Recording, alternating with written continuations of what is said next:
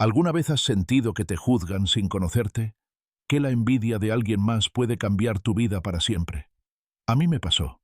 Un vecino, molesto por mi simple presencia, por el auto que manejaba o quizás por el olor de la comida de mi tierra, hizo una llamada. Una sola llamada que me arrebató el sueño por el que había trabajado por más de una década. Me vi forzado a regresar a mi pueblo, sintiéndome el hombre más fracasado del mundo. Pero lo que no sabía es que el destino, con su extraña forma de hacer justicia, me tenía preparada una lección que cambiaría no solo mi fortuna, sino mi forma de ver la vida. ¿Crees en el karma? Déjame contarte mi historia y luego me respondes. Y antes de empezar, cuéntenme en los comentarios desde qué rincón del mundo me están escuchando hoy. Me encanta leerlos. Mi vida en ese país que prometía oportunidades se construía cada día, desde el amanecer hasta mucho después de que el sol se ocultara.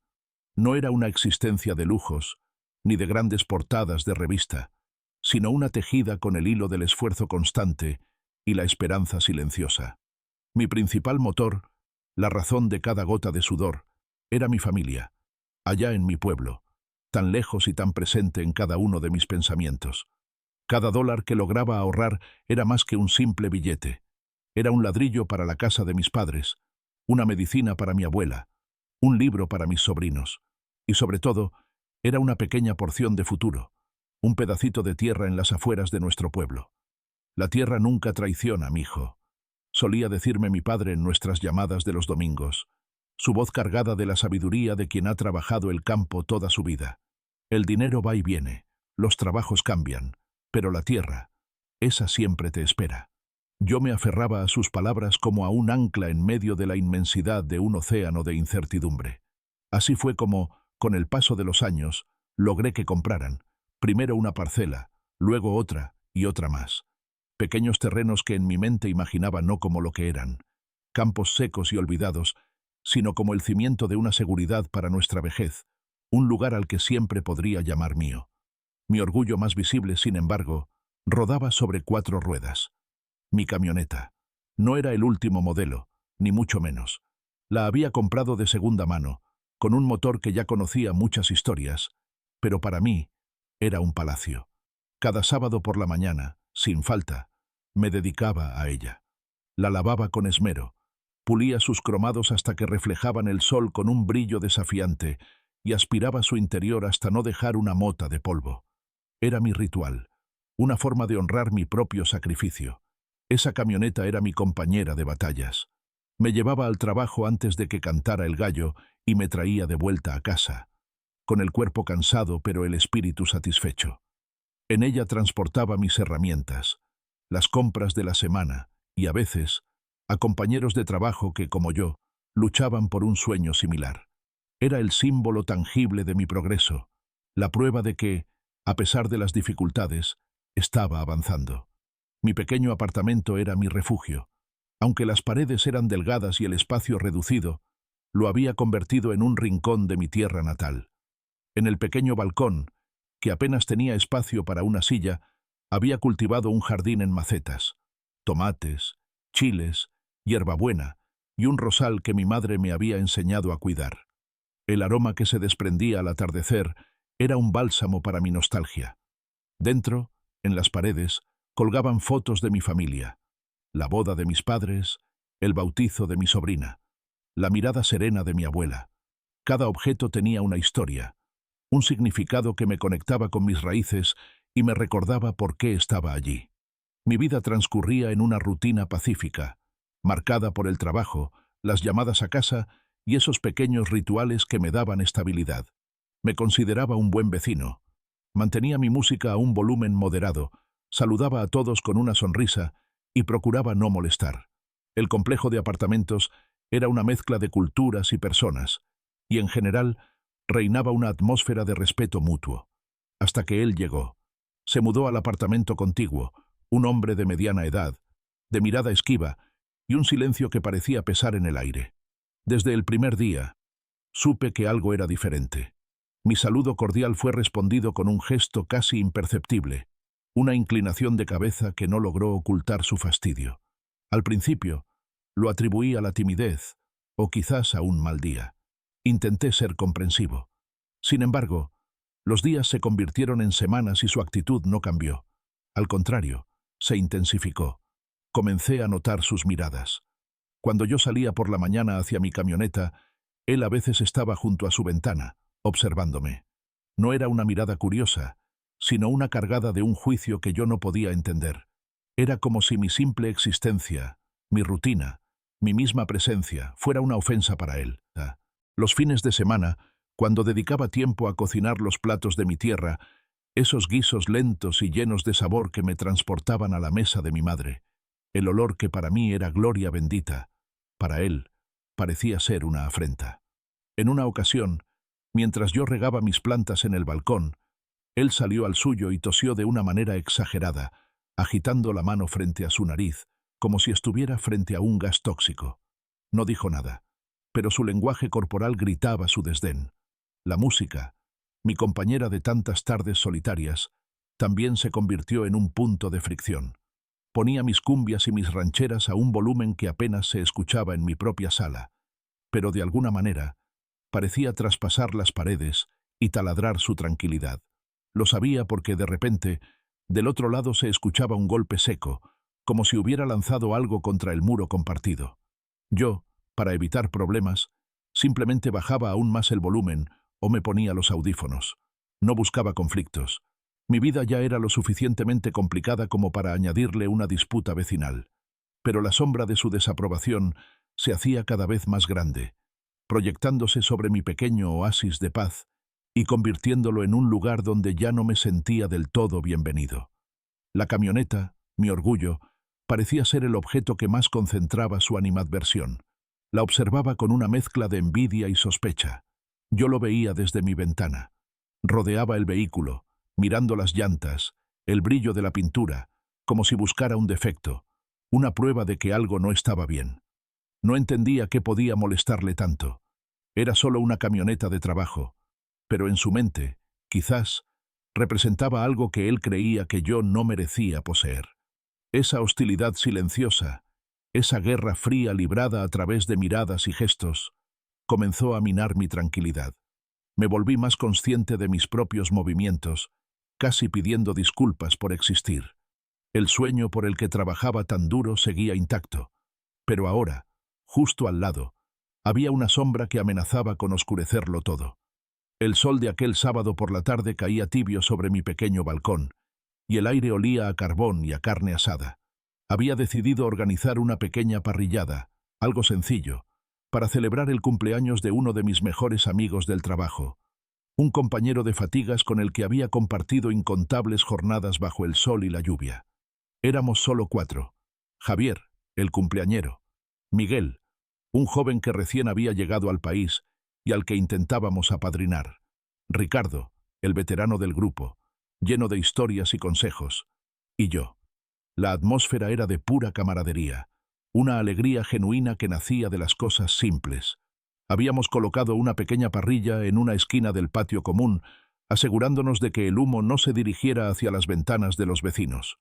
Sobre la mesa plegable reposaban las tortillas calientes, un tazón de guacamole que yo mismo había preparado con mi receta secreta, frijoles refritos y una salsa picante que prometía hacer llorar al más valiente.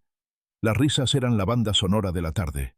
Recordábamos anécdotas del trabajo, imitábamos a nuestro jefe, hacíamos planes para el futuro y soñábamos despiertos con el día en que pudiéramos traer a nuestras familias.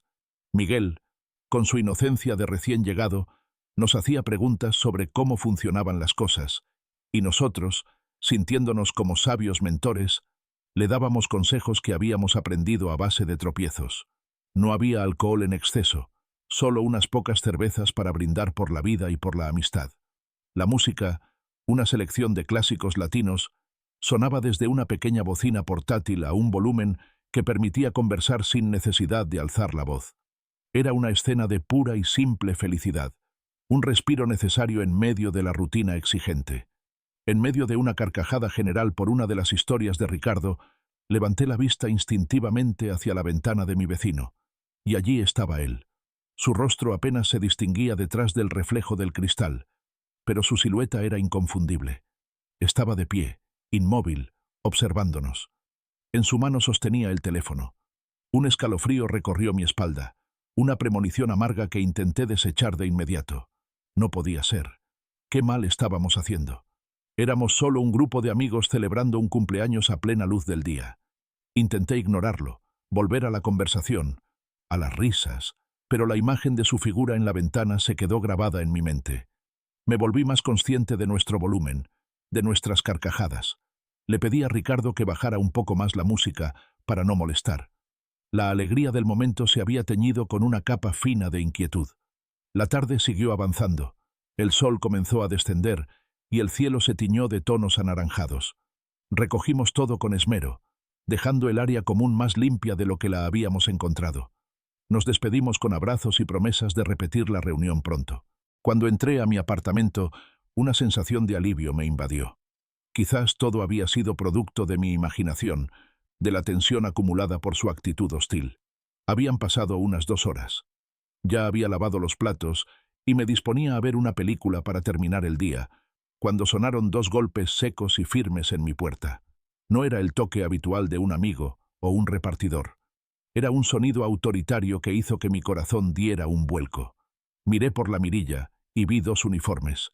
Eran oficiales de policía. Sentí como la sangre se me helaba en las venas. Abrí la puerta con manos temblorosas. Los 2 hombres eran altos, de expresión seria e impenetrable.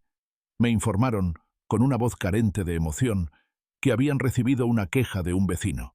Las palabras que usaron fueron reunión ruidosa y actividades sospechosas. Mi mente no podía procesarlo. ¿Actividades sospechosas? ¿Se referían a nuestra parrillada? Intenté explicarles, con la voz entrecortada, que solo éramos amigos celebrando un cumpleaños. Les describí la escena, la comida, las risas, la música a bajo volumen. Les aseguré que habíamos limpiado todo y que no habíamos causado ningún problema. Los oficiales me escucharon con una paciencia calculada, pero sus ojos no mostraban el menor atisbo de comprensión. Uno de ellos me pidió mi identificación. Se la entregué. Mientras revisaba mis datos en su sistema, el silencio se hizo eterno. Cada segundo era una tortura. Finalmente levantó la vista de su pantalla y su siguiente pregunta fue la que lo cambió todo. ¿Cuál es su estatus migratorio? A partir de ese instante, la parrillada, la queja del vecino, todo quedó en un segundo plano. El foco de la situación cambió drásticamente. Les expliqué con honestidad que mi permiso de trabajo estaba en proceso de renovación, un trámite burocrático que, según mi abogado, era estándar y no presentaba problemas. Les mostré los documentos que tenía a mano, las cartas de mi empleador, los recibos del proceso legal. Pero era como hablarle a una pared. La denuncia anónima de mi vecino, que seguramente había adornado con detalles falsos para hacerla más grave, había abierto una puerta que yo había luchado por mantener cerrada y en orden. Esa llamada, nacida del rencor o de la envidia, fue el catalizador que desató una avalancha de consecuencias imparables. Me informaron que debía acompañarlos a la estación para aclarar mi situación. La palabra aclarar sonaba a eufemismo. En el fondo de mi ser, sabía que ese era el principio del fin. Los días que siguieron fueron una pesadilla burocrática y emocional. Fui trasladado de un centro a otro. Las llamadas a mi abogado se volvieron desesperadas. Mi empleador intentó interceder, escribiendo cartas que destacaban mi ética de trabajo y mi buen carácter, pero el sistema ya se había puesto en marcha y era implacable. La denuncia inicial, aunque no se pudo probar ninguna actividad sospechosa, había puesto mi expediente en la cima de la pila. El hecho de que mi renovación estuviera en trámite y no completada fue el tecnicismo del que se aferraron. Mis más de 10 años en el país, mis impuestos pagados, mi historial limpio, nada de eso importó. La decisión final fue un golpe devastador. Deportación. La llamada a mis padres para darles la noticia fue la conversación más difícil de mi vida. Escuchar el llanto ahogado de mi madre al otro lado de la línea fue como si me arrancaran el alma. No había palabras para consolarlos, ni para consolarme a mí mismo. Me sentía despojado, humillado, derrotado por una injusticia que no alcanzaba a comprender. El viaje de regreso, en un avión que me llevaba en dirección contraria a mis sueños, fue un tormento silencioso. Miraba por la ventanilla a las nubes que se extendían bajo nosotros y sentía un vacío inmenso. No era solo un país lo que dejaba atrás. Eran años de sacrificio, de madrugadas heladas, de soledad, de esperanzas. Todo se había desvanecido por una sola llamada, por la sombra de un vecino que decidió, en un acto de mezquindad, destruir un mundo que no se molestó en conocer. El avión aterrizó con una sacudida suave, pero para mí fue como si mi mundo entero se estrellara contra la realidad. El aire que golpeó mi rostro al salir del aeropuerto era cálido y húmedo, familiar, el aire de mi tierra. Debería haber sentido la alegría del retorno, la emoción de estar en casa, pero lo único que sentía era un nudo en la garganta tan apretado que apenas podía respirar. Cada paso que daba por la terminal, arrastrando mi única maleta que contenía los restos de una década de vida, era un paso cargado de vergüenza. Me sentía como un soldado regresando de una guerra perdida, no con heridas de batalla, sino con la cicatriz invisible del fracaso. Afuera, mis padres me esperaban. Los vi a lo lejos, sus rostros surcados por la preocupación, buscando mi figura entre la multitud. Cuando sus ojos se encontraron con los míos, el tiempo pareció detenerse. Mi madre corrió a abrazarme, y en ese abrazo sentí todo su amor, pero también su dolor. Se aferró a mí, sollozando en silencio, y yo no pude hacer más que permanecer rígido, incapaz de devolverle el consuelo, porque yo mismo estaba roto por dentro. Mi padre, un hombre de pocas palabras y emociones contenidas, se acercó y me puso una mano en el hombro. Sus ojos, generalmente llenos de un brillo orgulloso, estaban empañados.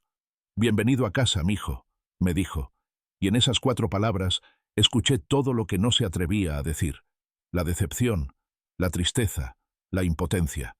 El viaje en auto hasta el pueblo fue un suplicio silencioso. Mi madre de vez en cuando me tomaba la mano, como para asegurarse de que realmente estaba allí, mientras mi padre conducía con la vista fija en la carretera. Yo miraba por la ventana los paisajes que una vez anhelé ver, pero ahora me parecían extraños, distantes. Cada árbol, cada casa, cada rostro conocido que pasaba a nuestro lado me recordaba mi condición, el que se fue con promesas y regresó con las manos vacías. Llegar al pueblo fue aún más difícil. Las noticias, en un lugar tan pequeño, vuelan más rápido que el viento. Los vecinos salían a sus puertas, no para darme la bienvenida, sino para observar con una mezcla de curiosidad y lástima al deportado. Sentía sus miradas clavadas en mi espalda. Escuchaba los murmullos a mi paso. Cada saludo era una tortura. «¿Ya regresaste?», me preguntaban algunos, con una inocencia que hería. Otros, más directos, inquirían: «¿Qué pasó?». Yo solo podía encogerme de hombros y ofrecer una sonrisa forzada, una máscara para ocultar la humillación que me consumía. Me sentía un impostor en mi propia casa. Las paredes que me vieron crecer ahora parecían juzgarme. La cama en la que dormí durante mi niñez se sentía ajena. Las comidas familiares, antes motivo de alegría, se volvieron incómodas. Mis padres hacían un esfuerzo sobrehumano por tratarme con normalidad, por hablar de cosas triviales, pero la pregunta no formulada, el elefante en la habitación, pesaba sobre nosotros. ¿Y ahora qué? Los primeros meses fueron un descenso a un pozo de apatía y desesperanza. Me pasaba los días encerrado, evitando el contacto con el mundo exterior. Dormía hasta tarde, no porque tuviera sueño, sino porque el mundo de los sueños era el único lugar donde no era un fracasado. Cuando estaba despierto, la inercia se apoderaba de mí. Me sentaba en el patio durante horas, mirando un punto fijo en la pared, mientras mi mente repetía una y otra vez la secuencia de eventos que me habían llevado hasta allí. La mirada de mi vecino, los golpes en la puerta, el rostro inexpresivo de los oficiales. Me torturaba con los «¿y sí? ¿Y si no hubiera hecho la parrillada? ¿Y si hubiera intentado hablar con mi vecino antes? ¿Y si hubiera sido más discreto, más invisible?» Mi padre, preocupado por mi estado, intentaba sacarme de mi letargo. «El trabajo dignifica, hijo. La mente ocupada no tiene tiempo para la tristeza», me decía. Pero yo no tenía fuerzas para buscar trabajo. ¿Qué podía hacer? Mis habilidades, mi experiencia, todo estaba ligado a un mundo al que ya no podía volver. Me sentía inútil, obsoleto. Una tarde, después de semanas de insistencia, mi padre logró convencerme de que lo acompañara a ver los terrenos.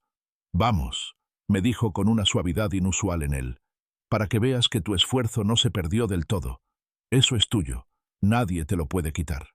Acepté a regañadientes, más por no seguir discutiendo que por un interés real. El viaje en su vieja camioneta, que traqueteaba por el camino de tierra, fue melancólico. El sol era inclemente y el polvo se levantaba a nuestro paso, cubriéndolo todo con una fina capa rojiza. Cuando finalmente llegamos, mi padre detuvo el motor y señaló hacia el frente. «Ahí están», dijo con un atisbo de orgullo. Lo que vi fue desolador. Eran varias parcelas contiguas, una extensión de tierra seca y agrietada, salpicada de maleza, arbustos espinosos y alguna que otra piedra. El paisaje era monótono, deprimente. El zumbido de los insectos y el calor sofocante completaban un cuadro de abandono y aridez. Ese era el fruto de mi sacrificio. Años de trabajo de sol a sol, de fines de semana sin descanso, de privaciones y soledad, se materializaban frente a mí en esa tierra yerma y sin valor aparente. Para mí, no era un patrimonio, era la tumba de mis esperanzas. Caminé lentamente por el borde de una de las parcelas, sintiendo cómo las ramas secas crujían bajo mis pies. Me detuve y recogí un puñado de tierra. Se deshizo en polvo entre mis dedos, seca, sin vida. Me senté sobre una roca grande y plana, bajo la sombra raquítica de un árbol solitario. Apoyé los codos en mis rodillas y escondí el rostro entre mis manos. En ese momento, todo el dolor, toda la frustración y toda la rabia que había mantenido a raya salieron a la superficie en forma de lágrimas silenciosas y amargas. Lloré por el sueño perdido, por la injusticia sufrida, por la vergüenza que sentía ante mi familia y ante mí mismo. Mi padre se acercó y se sentó a mi lado. No dijo nada. Simplemente permaneció allí, su presencia sólida y silenciosa a mi lado, dejando que mi dolor fluyera. Ese día, en medio de esos terrenos que representaban el epicentro de mi fracaso, toqué fondo. No veía ninguna luz al final del túnel, ninguna posibilidad de redención. Estaba convencido de que mi vida, tal y como la había planeado, había terminado, y que mi futuro sería tan árido y estéril como la tierra que se extendía ante mis ojos. El tiempo, con su ritmo lento e implacable, comenzó a hacer su trabajo. No curó las heridas, pero las cubrió con una fina capa de resignación. Pasaron los meses, y la rutina se convirtió en mi único refugio contra los pensamientos oscuros. Empecé a ayudar a mi padre en su pequeño taller de carpintería al fondo de la casa. El trabajo físico era una bendición. Lijar la madera, clavar, medir, barnizar. Cada acción requería una concentración que mantenía mi mente ocupada. El olor a pino y a serrín fresco se convirtió en mi nueva normalidad. Aprendí a encontrar una pequeña satisfacción en transformar un trozo de madera en una silla, una mesa, un estante. Era un trabajo honesto, humilde, y aunque no se parecía en nada a mis ambiciones pasadas, me permitía sentirme útil de nuevo. Mi padre era un maestro paciente. Nunca mencionó mi pasado, ni mis sueños rotos. Simplemente me enseñaba el oficio, compartiendo conmigo los secretos que había aprendido de mi abuelo. En nuestros silencios compartidos, mientras el serrucho cantaba su canción monótona, sentía que nos estábamos reconectando de una manera que las llamadas a larga distancia nunca nos habían permitido. Poco a poco, comencé a salir más del encierro. Acompañaba a mi madre al mercado, ayudaba a los vecinos con pequeñas reparaciones, retomaba el contacto con amigos de la infancia. La lástima en sus miradas fue dando paso a la normalidad. Volví a ser uno más del pueblo, el hijo del carpintero. Había aceptado mi destino, o al menos eso creía. Los rumores comenzaron a circular como un susurro llevado por el viento. Al principio eran vagos, casi fantasiosos. Se hablaba de gente importante de la capital que había estado visitando la zona costera, a varios kilómetros del pueblo. Decían que eran inversionistas, hombres con trajes caros que medían y fotografiaban la playa desierta. La mayoría de la gente en el pueblo desestimaba estas historias. Cuentos de siempre, decían los más viejos en la plaza. Cada par de años vienen los importantes, y luego no pasa nada. Yo compartía ese escepticismo. Mi propia experiencia me había enseñado a ser cauto con la esperanza. Sin embargo, los rumores se hicieron más persistentes. Se empezó a hablar de un gran proyecto, un complejo turístico de lujo, con hoteles, campos de golf y una marina. Y con ello, la noticia de que se construiría una nueva carretera, una vía moderna y rápida que conectaría la costa directamente con la autopista principal, evitando el tortuoso camino viejo. La gente comenzó a especular por dónde pasaría la nueva carretera, cada quien con su propia teoría, trazando líneas imaginarias sobre el mapa polvoriento de la región. Yo escuchaba todo esto con una distancia emocional, como si se tratara de un país lejano. No sentía que me concerniera. Todo cambió con la visita inesperada de mi primo Carlos, que vivía y trabajaba como ingeniero en la capital. Llegó un sábado por la mañana sin avisar, con una excitación que casi no le cabía en el cuerpo. Después de los abrazos y los saludos de rigor, me llevó aparte, a la sombra del gran árbol del patio. ¿Ya te enteraste bien de lo del proyecto?, me preguntó, con los ojos brillando. Le conté lo poco que sabía, los rumores que iban y venían. Él negó con la cabeza, impaciente. No, primo, esto no son rumores, es un hecho. La empresa para la que trabajo es una de las consultoras. El proyecto es gigantesco, va a cambiar toda la región para siempre. Su entusiasmo era contagioso, pero yo seguía sin ver cómo me afectaba. Fue entonces cuando soltó la bomba. Estuve viendo los planos preliminares del trazado de la nueva carretera, y no me lo vas a creer. Pasa justo, pero justo, por las afueras del pueblo. ¿Recuerdas esos terrenos que compraste? Sentí un vuelco en el estómago, una mezcla de incredulidad y una chispa de algo que no me atrevía a llamar esperanza. ¿Estás seguro?, le pregunté, con la voz temblorosa. Segurísimo, afirmó. Pero eso no es todo. Por la ubicación, tus parcelas no son solo terrenos por los que pasa la carretera. Son la entrada, el acceso principal al desvío que llevará directo al complejo. Primo, no tienes idea de lo que tienes. Las palabras de Carlos resonaron en mi cabeza durante todo el fin de semana. No podía dormir. Las imágenes de esa tierra seca y polvorienta se mezclaban con las palabras de mi primo. El acceso principal. No tienes idea de lo que tienes. El lunes por la mañana, le pedí a mi padre que me acompañara de nuevo a los terrenos. Esta vez, el viaje fue diferente. Ya no sentía el peso de la derrota, sino una ansiedad electrizante. A medida que nos acercábamos, notamos que algo había cambiado. Había camionetas estacionadas a lo largo del camino de tierra, vehículos que no pertenecían al pueblo. A lo lejos, vimos a hombres con cascos y chalecos reflectantes. Mi corazón empezó a latir con fuerza. Estacionamos la camioneta y nos bajamos. El paisaje que meses atrás me había parecido el epítome del abandono, ahora estaba lleno de actividad. Había estacas de madera con cintas de colores clavadas en el suelo a intervalos regulares. Un grupo de hombres manejaba un teodolito, midiendo y tomando notas. El zumbido de los insectos había sido reemplazado por el sonido de voces y el lejano rumor de maquinaria. Mientras observábamos todo, atónitos, un hombre se nos acercó.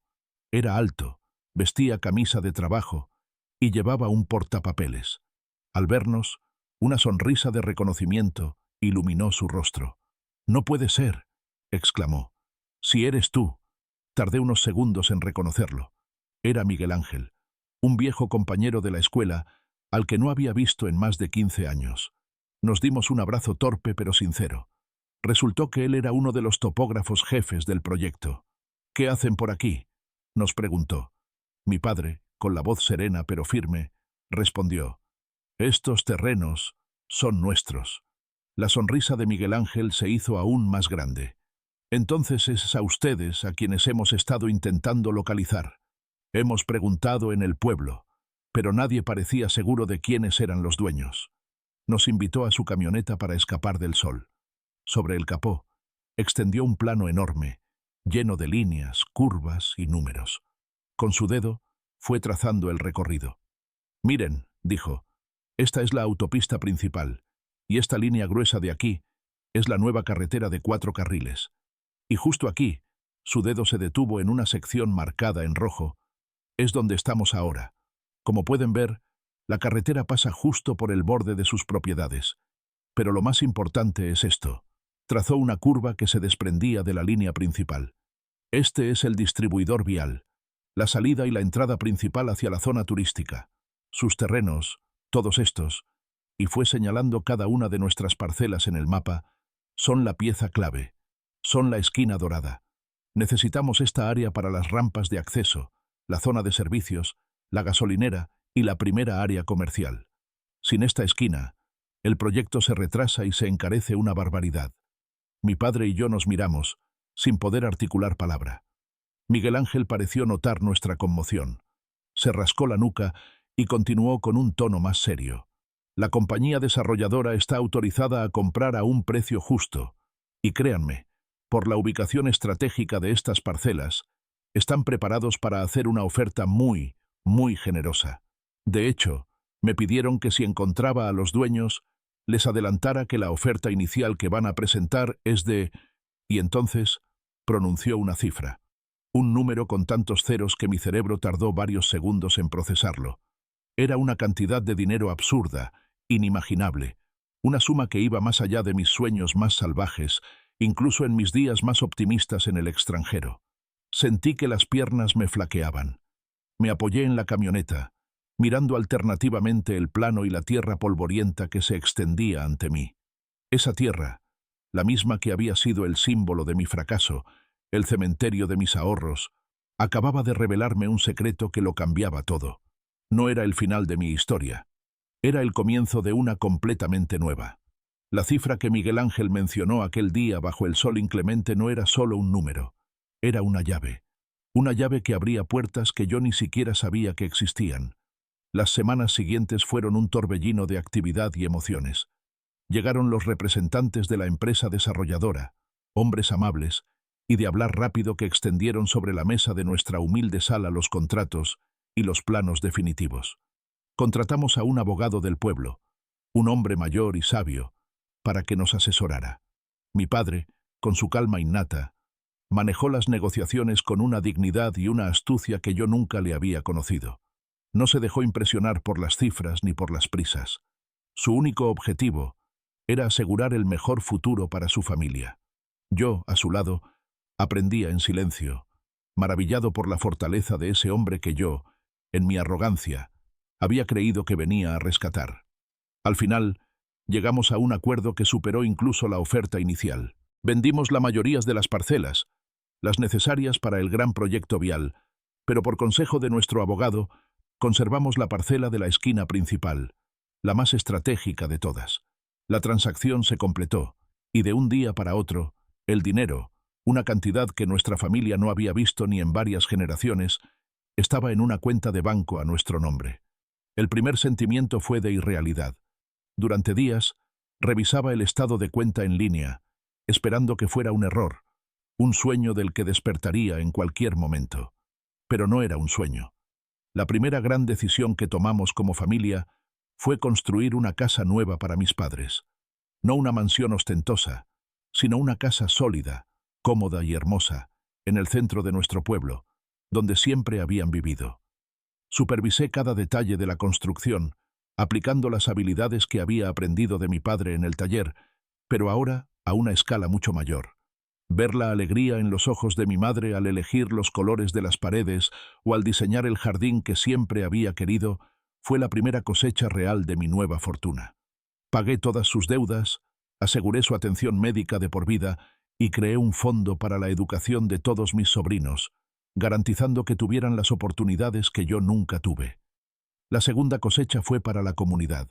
Creamos una pequeña fundación. Nuestro primer proyecto fue renovar la escuela del pueblo, esa misma a la que yo había asistido, con sus paredes desconchadas y sus pupitres viejos. Instalamos computadoras, creamos una pequeña biblioteca y mejoramos las instalaciones deportivas. Ver a los niños correr por un patio de juegos nuevo o descubrir el mundo a través de Internet me llenó de una satisfacción mucho más profunda que la que me había dado cualquier cheque de pago en el pasado. Me di cuenta de que la verdadera riqueza no consistía en acumular, sino en compartir. Me convertí en un inversor en mi propio pueblo, apoyando a pequeños emprendedores, ayudando a modernizar los cultivos locales y financiando proyectos que traían bienestar a la gente que me vio crecer. Y en la parcela de la esquina, la que conservamos, construimos un pequeño centro comercial, con locales para los comerciantes del pueblo, una farmacia, un buen restaurante y una gasolinera moderna. Se convirtió en el nuevo corazón económico de la zona, generando empleos y oportunidades para todos. A menudo, mientras estoy sentado en el porche de la nueva casa de mis padres, viendo jugar a mis sobrinos en el jardín, mis pensamientos viajan al norte, a ese pequeño apartamento, a esa vida que me fue arrebatada. Y pienso en mi vecino. Durante mucho tiempo, fantaseé con la idea de volver, de encontrarlo, de mostrarle en lo que me había convertido. Quería ver su rostro al saber que su acto de malicia había sido el catalizador de mi inmensa fortuna. Quería restregarle mi éxito en la cara. Pero con el tiempo, esa necesidad de revancha se fue disipando, reemplazada por un sentimiento mucho más complejo y sereno. Comprendí que su acción, aunque nacida de la amargura y el prejuicio, había sido una pieza necesaria en el incomprensible rompecabezas de mi destino. Él, en su intento por hacerme daño, por expulsarme de su pequeño mundo, me obligó a regresar al mío. Me arrancó de un sueño prestado para que pudiera descubrir el tesoro que me esperaba en mi propia tierra. Su llamada no fue una maldición, fue una bendición disfrazada. Me enseñó una lección que no habría aprendido de otra manera, que a veces perderlo todo es la única forma de encontrar lo que realmente importa. Me enseñó que el hogar no es un lugar geográfico, sino un sentimiento de pertenencia, de estar rodeado de la gente que te ama incondicionalmente. Descubrí que el éxito no se mide por el modelo de tu camioneta o el saldo de tu cuenta bancaria en un país extranjero, sino por la paz que sientes en tu corazón y por el impacto positivo que tienes en la vida de los demás. La vida, o el karma, o como cada quien quiera llamarlo, tiene una forma misteriosa y a veces dolorosa de poner las cosas en su lugar. Mi vecino me juzgó por mi apariencia, por mi origen, por el olor de mi comida. Vio en mí a un intruso, a alguien que no pertenecía, y quizás tenía razón. Mi lugar no estaba allí, luchando por la aceptación de quienes nunca me verían como un igual. Mi lugar estaba aquí, en mi pueblo, entre mi gente, donde mi valor no dependía de un permiso de trabajo, sino de mis acciones y de mi corazón. La verdadera cosecha de mi esfuerzo no fue el dinero. El dinero fue solo la herramienta. La verdadera cosecha fue redescubrir mis raíces, sanar la relación con mi familia, contribuir al bienestar de mi comunidad y, lo más importante, encontrarme a mí mismo. La tierra que compré con el sudor de mi frente, esa tierra que una vez regué con lágrimas de fracaso, floreció de una manera que nunca hubiera imaginado, dándome no solo prosperidad material, sino una riqueza de espíritu que sé, con toda certeza, que ningún acto de malicia podrá arrebatarme jamás. Muchísimas gracias por haberme acompañado en este viaje tan personal. Cada historia nos deja una lección, y espero que la mía les haya llegado al corazón. Si te gustan las historias de giros inesperados y de cómo la vida siempre encuentra su camino, te recomiendo que hagas clic aquí para ver la historia de El anciano que regaló su taller y recibió una sorpresa millonaria. Estoy seguro de que te encantará. No olvides suscribirte al canal y activar la campanita para no perderte ninguna de las historias que tenemos para ti cada semana. Un abrazo muy grande y nos vemos en el próximo video.